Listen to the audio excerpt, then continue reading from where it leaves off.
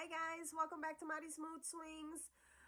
Before I get started with today's video, I just want to share that my interview on the soft white underbelly has hit 1,000,000 views, and I am so incredibly happy and just so grateful. And I just want to say thank you so much for those of you that have taken the time to watch my story. And if you have no clue what I'm talking about, I'll be leaving the link to my story on the description box below. It will always be there, including with my Instagram. And I just want to give a special thank you to all of my survivors that have reached out to me and that have shared their stories with me. Thank you so much for even just having the ability to share with me alone. I know how freaking difficult that is. And I just want to say thank you. I love you guys and I appreciate you. And you are the reason why I continue to do what I do.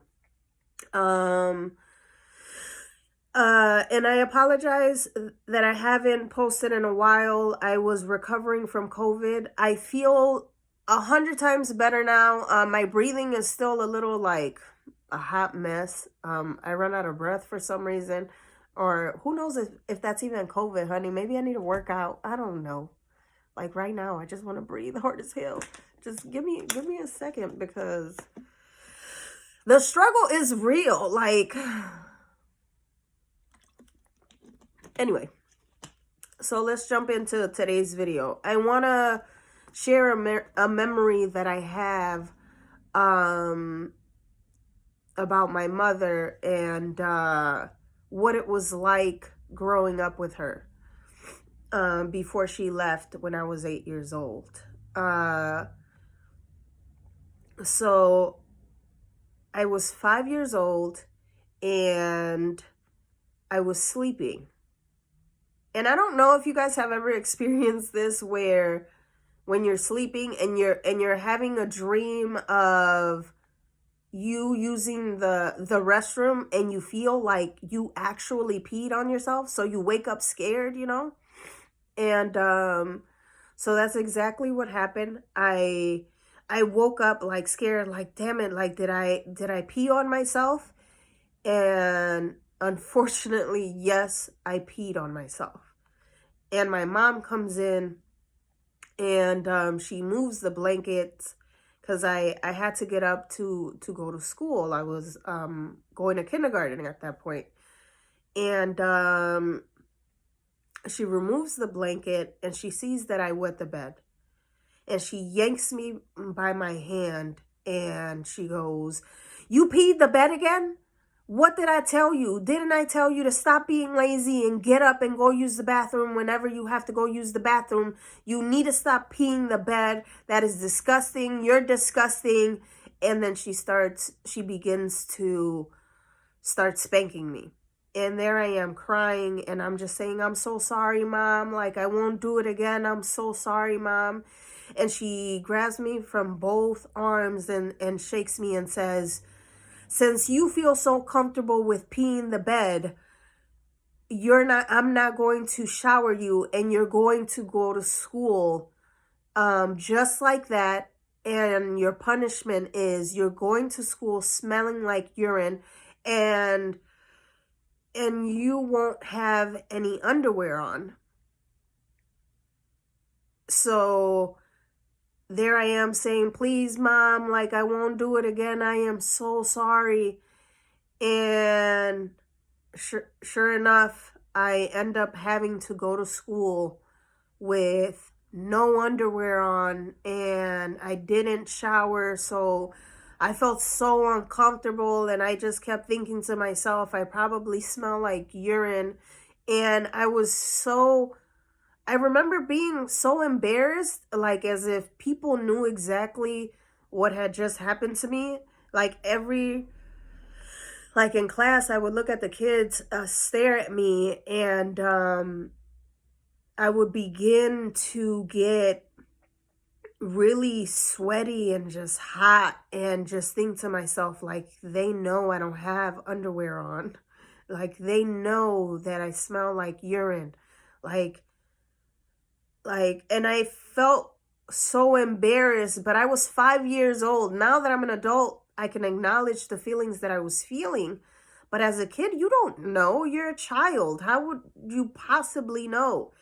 And I just remembered feeling so ashamed and just so embarrassed.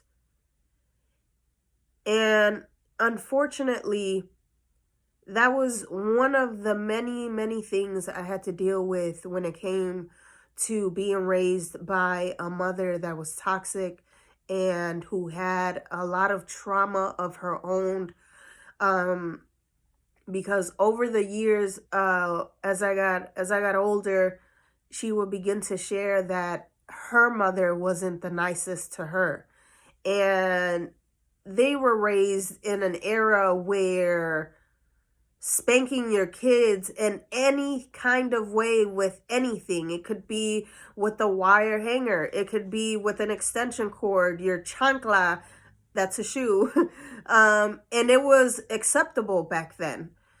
Clearly, if we see those things now, we understand that that is physical abuse. But in her mind, she must have thought that she was doing her job as a mother and as far as discipline goes. And but now as an adult, I understand that just how she would tell me how badly her mother treated her, that should have been a sign of it is not okay to discipline your children in that manner. It is literally physical and emotional abuse. And I say all that to say, if you want to be a parent, or if you're already a parent, take the time to heal from your own personal trauma so your children don't have to heal from you. If you have no idea how to even begin to do that, do some research. If you have that little inkling inside yourself that when you do something and it's like, man, that felt wrong, or I experienced this with my family and that felt wrong, let me start doing some research, reach out to a therapist and see if you can get more insight about yourself, because that is how you can begin your healing journey to better yourself, so you can better your bloodline, and just so your kids actually have the tools that they need to be successful in life, so they don't have to worry about having to heal from your trauma. And that is the reason why I continue to share my stories, guys. And I may sound like a broken record, but it is necessary to make sure that you take responsibility for your own trauma and begin to heal from them, so that when you do have children, or if you already have children, it is never too late to work on your betterment.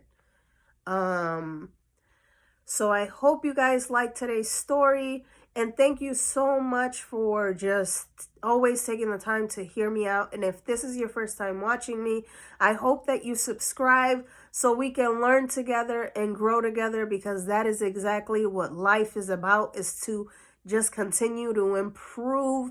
No one is perfect, but hey, if we begin to take those little small steps towards our betterment, that is all that matters, and you are worth working on yourself. And remember, you are responsible for the outcome of your life. All right, guys. Well, enjoy the rest of your weekend. I love you guys, and I missed you so much. Thank you so much. I love you. Bye.